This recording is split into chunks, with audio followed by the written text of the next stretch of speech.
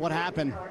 Yeah, I just made a mistake. It's a real shame. I mean, I think you have the fastest car in the field right here, and so, yeah, it's a bummer. It's a bummer for everybody. On a weekend when you came in saying, hey, we have to win it, I mean, impossible to do it from back there, Joseph? It's not over, but, you know, it's not ideal what just happened here, so it is what it is. There you go. Hey, raising his hand, and you got to credit him for that, right? Yep. Townsend saying, hey, totally my fault.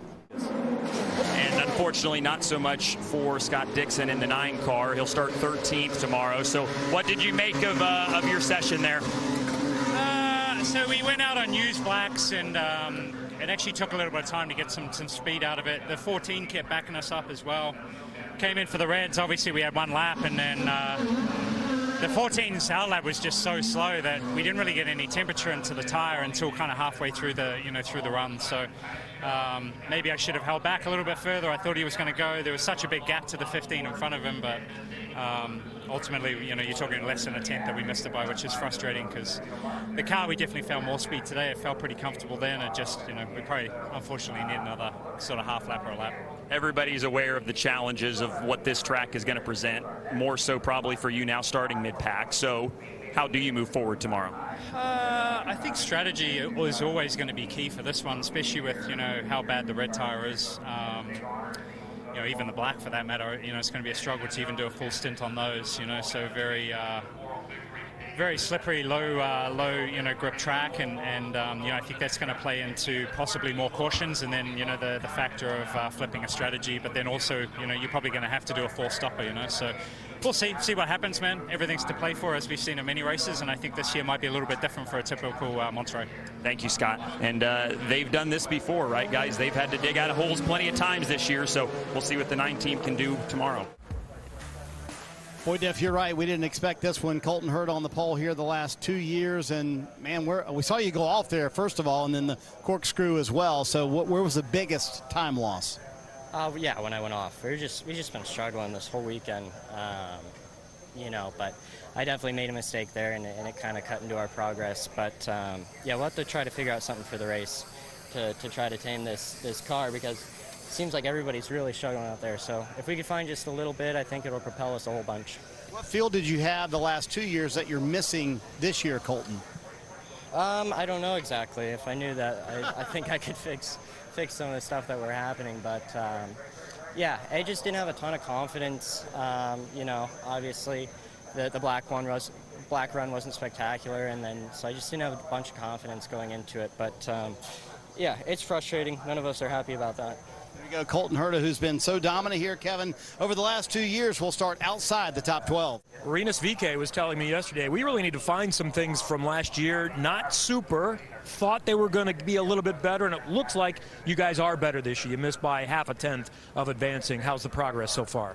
Yeah, we were definitely getting better, but yeah, we should have been advancing. We got a car coming out of, in front of me on my second lap, so I was having some dirty air.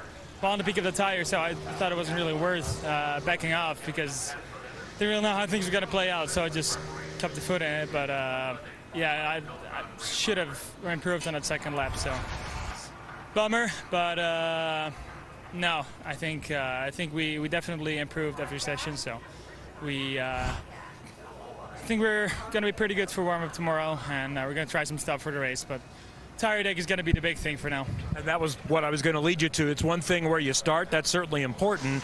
But maybe it's the second half of a stint that will determine things. How are you guys as the tires start to wear? Well, it's hard to say. In practice, people didn't really want to run that long because of the tire deck. So I think we're really going to see that in warm-up. But I felt like tires hang on pretty well. Even this 3-lap stint in qualifying on the reds was better than I expected. So we'll see how it goes in the warm-up tomorrow. But I have faith in the guys. So no, not the qualifying result that you wanted, but only your 4th race this year. So each session you're out there is a learning session, I'm sure. So how would you kind of evaluate the progress you guys have made so far this weekend? Yeah, well, I felt pretty confident after practice too, because we were quite close to a corner and stuff like that, and in qualifying just everyone gapping and stuff like that, just not getting a lap in, and just frustrating, because you feel you're making progress, but then you kind of look really average on the timing sheet. So yeah, I don't know. We'll see tomorrow. You know, it's a long day, and just gotta finish strong and yeah, stay out of trouble, and yeah, maybe hopefully have a good end of the racing season. Yeah, with as many variables as are potentially on the table tomorrow, do you feel like it's more wide open maybe than some of the other races you've done this year? Yeah, I think with the tire degradation we saw last year that it was quite a lot to play for, and you could do some different stuff, and you know, I think the tire management is going to be key, so hopefully I'll do a pretty good job at doing that, and we'll have a strong race car throughout the stint. I think that's what we need to work towards now. All right, thank you so much. Well, considering how the test went a couple of weeks ago for Christian Lundgaard, if I'd have told you at that moment you would barely miss the Fast 12, would you have believed me? Probably yes, because I like the confidence. No, at the test we didn't have a very good car. I think I was roughly half a second slower than Graham at the test, and just left the test a bit confused, not knowing where to get pace, because he was sort of just quicker everywhere, right? So no, we started the test off, well, the race off pretty well yesterday. The car seemed to handle quite well. The pace was there, but we put the reds on now, and we went slower, I think. So you know, we just don't seem to be able to use the maximum of the reds. When I asked you yesterday, is it the track or what's been the toughest learning curve here at Laguna Seca? You said it's not the track, it's learning the tires. Why? No, because this place is very high degradation, right? So it's about understanding how much you can use the tire. But even now, you know, on the reds, I wouldn't really say I was using the tires. I was just trying to gently nurse them into the zone. But apparently that was already gone by then. As a young driver, how difficult is it to learn how to save tires and make them last for an entire run? I'm not too worried about it. You know, I did 2 seasons in F2 where we had 2 compounds, and they were never the same from track to track. So, you know, you're being taught well back then. So I got some good experience with tire saving and etc. But I'm sure this track is the toughest one to master. Chatting with his engineer Ben Bretzman right now, and man, they had a quick car. What happened over there in turn 4, Scott? Yeah, trying a bit hard. We've missed the balance all weekend just in the Expel Chevy, and you know, unfortunately we just made a little mistake there, just trying to find the limits and get confidence with this car. But yeah, I'm really proud of the guys. We were nowhere in practice, and we've really shook this down and gave us a great car. Benny's done a great job, and I think we've got something to play with tomorrow. We've got some tyres up our sleeve, and we're in a reasonable starting spot. So I want to ask you, because you've won so many championships in your career, teammates have helped you out. How much of your game tomorrow is saying, hey, I'm going to try and finish second in the championship myself, versus helping Will Power or Joseph Newgarden win a title? Look, we drive for Team Penske, you know, and Team Penske, it's when the team wins, we win, and you know, we'll do what we need to do to make sure we get the best result for the team, whether that's Will winning the championship, whether that's us trying to get a 1-2-3, whether it's a 1-2, you know, we'll do what we need to do. You know, I'm very, very happy at this organisation, and you know, proud to have signed on, and proud to represent all these partners, and hopefully we just do a good job for all of them. It was so cool. You remember earlier we were talking about that team camaraderie. He went around to every crew member, shook their hands for this day and the effort to get the car here and where it's been after the practice session when they struggled yesterday. Scott McLaughlin will start 8th tomorrow, Dylan. Marcus Ericsson will start behind him in the 10th spot tomorrow. So let's talk about the spin first. What happened over there in the corkscrew? Yeah, I was catching some traffic. We were a bit out of sync. We went for the first push, and seemed like there were some other cars doing like a warm-up lap or preparation lap, so we catched a few cars there towards the end of my lap, and I was sort of on the radio trying to get a track cleared, and I think, you know, you lose some downforce and some focus when you catch cars and you're on your sort of push lap, so just missed the corner a little bit and had a spin. Could keep the car running, but obviously then you smoke the rears up, and the next lap is just not ideal. So yeah, I think biggest problem, we just got sort of out of sync with everyone. I think the car was pretty good. The number 8 Husky Chocolate car was good out there, but it was just a bit of a mess in Q2. You told me this morning that you don't mind some of these races that are a little bit higher deg, just based on some of the things you've learned in your career. Do you still feel that way after today and what you've learned about what kind of race car you have for tomorrow? Yeah, I think the tires are extremely difficult to handle this weekend. Both the alternates and the primary tire is really sensitive and fragile to how you use it and how your car balances and how you know, use your right foot. So I think it's going to be a really interesting race tomorrow, and I think There's going to be a lot of things happening, and we have saved some tires for tomorrow. So we have some tires in our pocket, I think, compared to some of our competitors. So we have a lot of options, and we know we're good in the races. And P10 is, it's a decent spot to start from. So we can definitely play from there. Yeah, absolutely. Always good to have options too. Marcus Ericsson rolls from 10th. Kevin? David Malukas is going to start 7th and just misses his third Firestone Fast 6 by 0.08 of a second. And you're telling me there was more available? Yeah, there was. There always is a little bit more, but in this track, the limit is so thin, and as soon as you go over it, you drop your tire in the dust, and now the next 2 laps are done. So with the way the gaps were, and then Ericsson calls in the yellow, and those laps being deleted, we really only had 1 lap, so it's a little bit on the conservative side. I wanted to make sure we at least got something in, and we're not at the bottom of the table of the Fast 12. So it's a bit unfortunate, though, knowing that if I would have, it was mainly the corkscrew. Just thinking back, it was really, really easy entering the corkscrew. Who knows? Maybe it's because the lap previous I saw Ericsson spin, so I was like, let's take it easy, get this lap in. But yeah, it was a little bit there, but yeah, it's really unfortunate when you see it was that close. So obviously a lot of focus on the overall championship, but the rookie championship is very important and has been very intriguing this year. You come in 5 behind Lundgaard, but you start 9 spots in front of him, so job done, 1 so far. Will you pay attention to him in the race tomorrow? I think from our end, we're going to try to have the best race that we can on our end. But he's definitely there. I definitely was pushing extra hard to make sure that we were in front of him. And we have that bit of a gap. But this track, like I said, tire deg, massive deal here. So strategy is going to be big in play. So I don't know. We'll see how the race goes. Thanks, David. Thank you.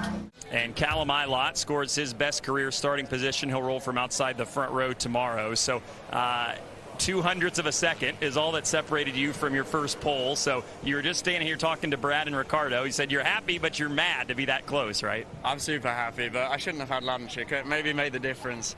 No, what a great session. Yeah, I'm lost for words. After this whole season, it's nice to finish like that. We had some momentum from Portland, but I knew we had a good car here. We tested last week. Just to put it together like that, almost. It's great, but there's always a little bit more. Maybe next year we can do the pole. Well, I know that this year there have been some points where it's been a struggle, and to be expected, right? You're a rookie driver. It's a relatively new team. So for all these guys, there is so much emotion and just genuine happiness down here. How big is this for you and this team? I think it's great to finish like that. I know how much we've worked as a one-car team, as a lone soldier in this battle. It's crazy. So yeah, to be fighting with the big boys, Power, I think it's his 68th now. Yeah, to almost get that and be on that level, in your first year it's awesome. So hopefully we can continue that. But yeah, great way to finish off the season so far. Yeah, well done. Thank you. Callum Ilott, he'll start 2nd tomorrow. Boy, when you and I were talking earlier, you were focused on the championship. Were you even thinking about the pole position and passing Mario today? No, it didn't even occur to me until they told me. I was just so focused on getting pole because it's such a big day tomorrow. I can't celebrate much because I've got to be so focused on tomorrow, but tremendous milestone, and to be up there with an iconic guy like Mario is amazing. When I think about in the era he raced in, how dangerous it was and how much more of a risk it was. So, yeah, just blows my mind that I'm there with Mario. Let's talk about the pole first. And when you and I talked last year, you told me at one point, I'm not going to get it done. I haven't won enough. What allowed you this year to win all the poles to get to this moment? Just good focus and, really focusing in on certain races that we knew we had a good shot at pole, and just, it's hard work, man. The whole team, yeah. You don't have to worry about that record anymore. Tim Cindric coming in for a high five. I can't enjoy it too much. Yeah. Now the focus immediately goes tomorrow. This puts you in a terrific point. You've gotten 1 today to get another point, and here's the moment. You're such an iconic sport. It just blows my mind. You did it in days where it was way more risky, so yours count more. Yeah, thank you. Yes. Congratulations, my friend. Thank you, Mario. Mario, how about this young man? Awesome. I know how much I love qualifying, and I can see that he's the same. He's just trying to reach and trying to just do the lap that you cannot repeat, and that's what puts you in pole. Did you know this moment was eventually going to come as you watched him knock down pole after pole for years, Mario? Oh, absolutely. I mean, it was coming, and that's beautiful. That's great for the series. It's great for the sport. Records are made to be broken, and it's with a good man. There you go. So cool to see Mario come here. So this is 1 point today, but how about tomorrow? Now you're in the perfect spot to lead that first lap and get another point. I know that's what's on your mind. That's the first one, lead the first lap, and then lead the most laps. There's more points, and then obviously very, very close on the two closest competitors. On a weekend where he's hoping to win a championship on Sunday, he breaks a massive record lead here on Saturday afternoon. But it's so odd that he just doesn't feel like he can celebrate it because all he's worried about is that championship tomorrow. Real quick, and how about that young guy with all those pole positions? I mean, you kind of had a feeling this day was coming, Roger. Well, I'll tell you, to see Mario Andretti walk up the pits and shake his hand is something, really something I remember watching Mario over the years, and what a class guy he is. And to see Will over the years just put it down, and today where it counts, he was a winner. And to get that pole is terrific for the team, and Chevy and Verizon and all our, our sponsors have been with us so long. But wow. Yeah, the record for qualifying is one thing, but I find it funny that he says, I can't focus on that. I'm worried about tomorrow and winning the championship, which I know is important to the entire company. Well, I think that what we've done this year has been terrific. Obviously disappointed at Indianapolis, but I just can't believe how well all three drivers have done, the team together, and I'll tell you, it shows what he's got in him, so we'll see what happens tomorrow. There you go, Will Power on the pole in the perfect way, trying to win a title tomorrow, but breaks Mario's record today.